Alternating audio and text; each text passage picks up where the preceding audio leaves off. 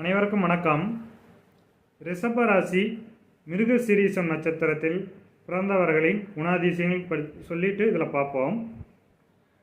இந்த மிருகசீரிஷம் நட்சத்திரத்தின் உருவம் அப்படின்னு பார்த்தோம்னா மான் தலை மாதிரி இருக்குது அப்படிங்கிறது ஐதீகம்.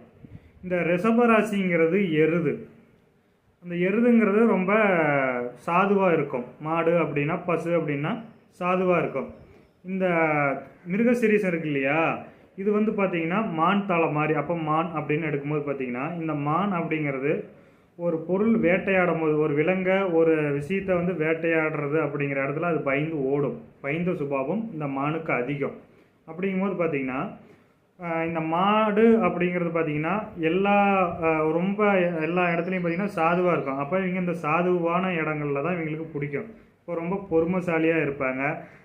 ஒருத்தர் சண்டை போடுற இடத்துலையோ ஒரு உயிரினங்களை கொல்கிற இடங்கள்லையோ அப்படிங்கிறதுல இவங்க அதிகமாக இருக்க மாட்டாங்க. ரொம்ப சாதுவாக இருப்பாங்க அப்படிங்கிற மாதிரியான அமைப்பு.